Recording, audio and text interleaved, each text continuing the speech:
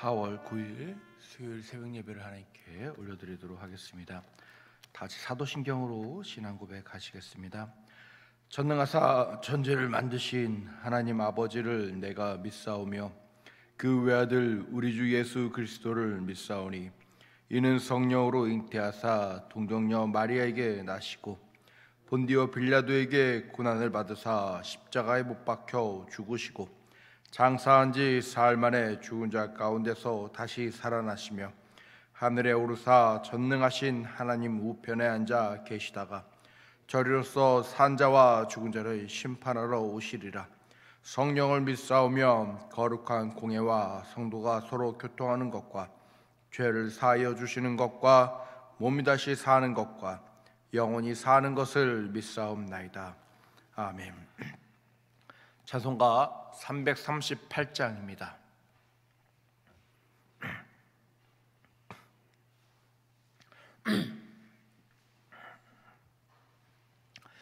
내 주를 가까이 하게 함은 십자가 몸 같은 고생이나 내 일생 소원을 늘 찬송하면서 주께도 나가기 원합니다. 내 고생하는 건 옛 야곱이 돌베개 베고자 갔습니다. 꿈에도 소원이 늘 찬송하면서 주께도 나가기 원합니다. 전성에 가는 길 험하여도 생명길 되나니 은혜로다. 천사 날 부르니 늘 찬송하면서 주께도 나가기 원합니다. 야곱이 잠 깨어 일어난 후 돌단을 쌓은 것 본받아서 숨질 때 되도록 늘 찬송하면서 주께도 나가기 원합니다. 아멘. 말씀 사무엘상 3장 20절에서부터 4장 4절까지입니다.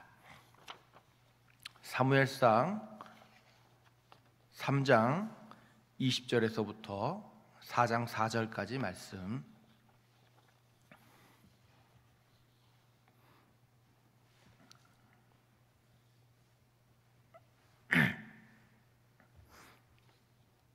구약성경 413페이지에 있습니다. 사무엘상 3장 20절에서부터 4장 4절까지 말씀 교독하시도록 하겠습니다. 단에서부터 브엘세바까지의 온 이스라엘이 사무엘은 여호와의 선지자로 세우심을 입은 줄을 알았더라.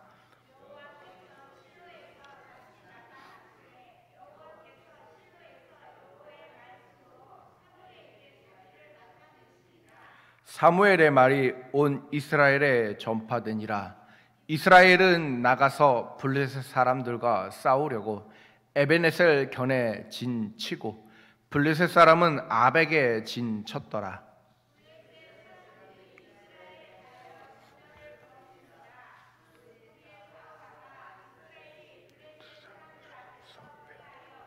그들에게 전쟁에서 죽음을 당한 군사가 4,000명 가량이더라. 백성이 진영으로 돌아오매 이스라엘 장로들이 이르되 여호와께서 어찌하여 우리에게 오늘 블레셋 사람들 앞에 패하게 하셨는고 여호와의 언약궤를 실로에서 우리에게로 가져다가 우리 중에 있게 하여 그것으로 우리를 우리 원수의 손에서 구원하게 하자 하니 이는 백성이 실로에 사람을 보내 그룹 사이에 계신 만군의 여호와의 언약궤를 거기서 가져왔고 엘리의 두 아들 홈니와 비니아스는 하나님의 언약궤와 함께 거기 있었더라. 아멘.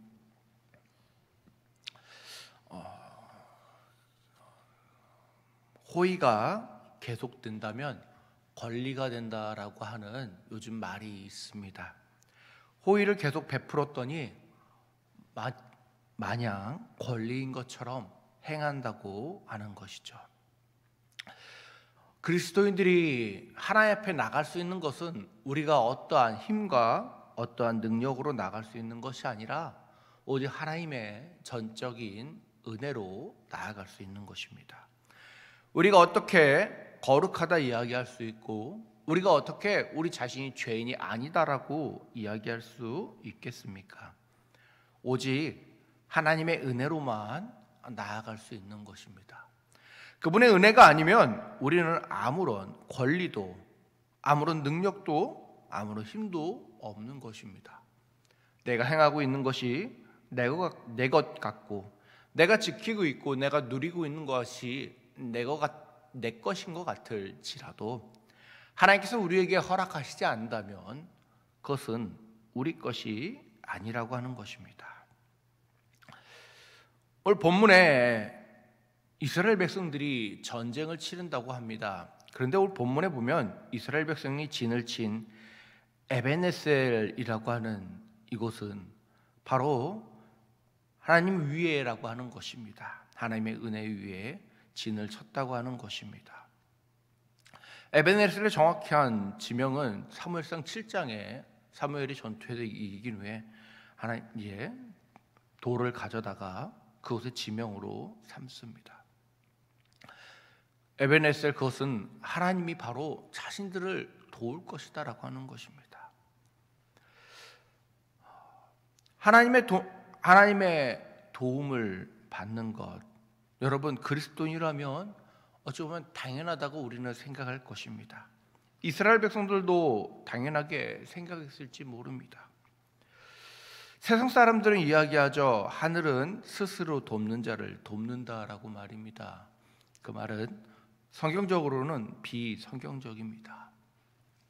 스스로 돕는 것이 아니라 하나님의 도움을 위해 우리가 움직이고 하나님의 도움을 위해 우리가 행해야 하는 것입니다. 우리의 신앙이 하나님 편에 서 있는가 아니면 내 자신의 욕심 위에 서 있는가 우리는 바라보아야 한다고 하는 것입니다. 하나님을 바로 바라보며 하나님의 도우심을 구하는 자가 되어야 한다고 하는 것입니다. 그러나 기존에 해왔던 대로 하나님의 도우심을 구하기보다도 예전에 여기서 이렇게 해서 됐어. 예전에 여기서 에베네셀이라고 하는 그 곁에 있으니 될 거야라고 하는 그 마음이, 그 생각이, 그들의 전법이, 그들의 사상이 그들을 패배 가운데로 인도했다고 하는 것입니다. 여러분 사무엘상 1장부터 4절까지 이하의 말씀을 보면 그들이 전쟁을 피한 후 하나님께 회개하지 않습니다. 이스라엘 백성인데 하나님 앞에 전쟁을 치른다고 하면서 하나님 위에서 에베네셀 곁에서 하나님의 도우심 곁에서 전쟁을 치른다고 하며 하나님을 찾지 않는다고 하는 것입니다. 하나님을 찾는 것이 아니라 하나님의 에베네셀, 하나님의 도우심 곁이라고 하는 그곳 지명 위에 했으니 이길 거야, 언약궤를 가져오니 이길 거야 라고 하는 것이 바로 그들의 생각이고 그들의 사상이었다고 하는 것입니다. 오늘 두 번째, 오늘 본문에 곁이라고 하는 말씀이 있습니다. 이 곁이라고 하는 말씀에 옆이 아니라 원어로 봤을 때 바로 위라고 하는 말입니다. 즉 이 말은 에베네셀 지역 바로 그 위에다가, 하나님의 도움 위에다가 그들이 진을 쳤다고 하는 것입니다. 그럼에도 불구하고 그들은 패하였습니다. 여러분, 내가 하나님의 일을 한다고 생각했는데, 내가 하나님의 도우심 가운데 행했다고 생각했는데, 일을 했는데, 우리는 그 일 가운데 우리 또한 패할 수 있다고 하는 것입니다. 오늘 본문에 이스라엘 백성들이 패하는 것처럼 패배라고 하는 것은 진정한 하나님 앞에 있지 않다면, 우리가 에베네셀 위에 있다고 고백할지라도 우리는 패할 수밖에 없다고 하는 것입니다. 하나님을 찾지 않기 때문입니다. 1절에서 2절 말씀이죠. 에베네셀 곁에 진치고 블레셋 사람은 아벡에 진쳤더니 블레셋 사람들이 이스라엘에 대하여 전열을 벌이더니라. 그 둘이 싸우다가 이스라엘의 블레셋 사람들 앞에서 패하여 그들에게 전쟁에서 죽임을 당한 군사가 4,000명 가량 되었다라고 고백하고 있습니다. 분명 에베네셀 위에 진을 쳤는데, 하나님의 도움이 있는 곳이라고 하는 곳 위에 진을 치고 전쟁을 시작했는데, 그 전쟁의 시작이 곧 패배였다고 하는 것입니다. 여러분, 오늘 본문을 제가 20절부터 읽은 이유가 있습니다. 20절부터 1절 이하까지의 말씀을 보면 분명 하나님께 말씀이 다시 시작되며 그 말씀이 사무엘로부터 선포되어진다고 하는 것을 말하고 있습니다. 그런데 전쟁에 사무엘이 가지 않습니다. 이 전쟁에 하나님의 말씀이 선포되고 있지 않다고 하는 것입니다. 이 전쟁에 하나님의 승리가 선포되지 않고 있다고 하는 것입니다. 이 전쟁에 하나님의 말씀은 없지만 그들은 자신들이 지금까지 해온 신앙생활, 지금까지 자신들이 해온 삶으로 우리는 어디에, 바로 에베네셀 위에 진을 치면 이길 거야 라고 생각으로 전쟁에 임했다고 하는 것입니다.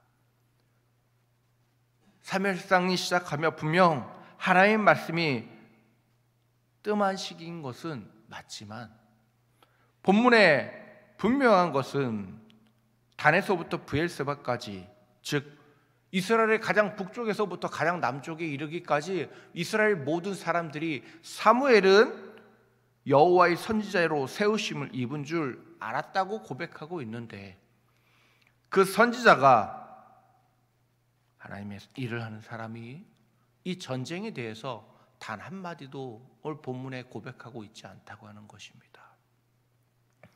여러분, 우리가 행하는 전쟁이 나의 전쟁인지 하나님의 전쟁인지 우리는 돌아보아야 합니다. 여러분, 이스라엘이 남유다가 멸망한 후에 이스라엘 백성들이 예레미야에게 찾아갑니다. 우리가 저 북쪽에, 우리는 이 남유다를 멸망시킨 저 북쪽에서 내려온 저 나라를 우리가 믿어야 되겠습니까? 따라야 되겠습니까? 아니면 우리가 독립운동을 하기 위해 남쪽으로, 애굽으로 가야 되겠습니까? 라고 이야기를 합니다. 하나님께서 그런 그들에게 말씀하십니다. 너희들이 바벨론을 섬기라고 말입니다. 그 말씀을 듣고 예레미야는 이스라엘 백성들에게 나아가서 이야기합니다. 너희들이 독립운동을 할 게 아니라 너희들이 하나님을 제대로 믿지 못하고 너희들이 하나님 앞에 불순종한 것 때문에 하나님 앞에 지금 이러한 일을 당하는 거니까, 바로 하나님을 믿기 위해, 하나님의 심판을 당하기 위해, 이 일을 겪기 위해 너희들은 바벨론을 섬기라고 말입니다. 그때 이스라엘 백성들이 이야기합니다. 아니요, 우리는 그 말씀을 따르지 않겠습니다라고 말입니다. 여러분, 이 세상을 살아가면서 우리는 동일하게 이야기합니다. 이것은 하나님의 전투가 아닌 내 삶입니다 라고 말입니다. 교회에 와서 찬양할 때, 하나님의 말씀을 볼 때는 우리는 내 삶의 주인은 하나님이십니다. 나는 하나님을 찬양합니다. 하나님을 위해 무엇인가 하겠습니다라고 이야기를 하지만 막상 우리의 삶을 살아갈 때 우리는 이스라엘 백성들과 동일하게 고백한다고 하는 것입니다. 이건 내 인생입니다. 이건 내 전투입니다. 하나님은 그저 내 발밑에 에베네셀의 위에 계신 것 위에, 즉 내 발밑에만 계시면 내가 나와 싸우는 겁니다 라고 말한다고 하는 것입니다. 전쟁에 패하고도 내 삶 가운데 실패하고도 하나님을 찾지 않습니다. 하나님을 찾는 것이 아니라 무엇이라고 합니까? 3절 말씀이죠. 여호와께서 어찌하여 우리에게 오늘 블레셋 사람 앞에서 패하게 하셨는고, 여호와의 언약궤를 실로에서 우리에게로 가져다가 우리 중에 있게 하여 그것으로 우리를 우리 원수의 손에서 구원하게 하자라고 말입니다. 하나님이 우리를 구원하시게 하자가 아니라 그것으로 우리를 구원하게 하자라고 말하고 있다고 하는 것입니다.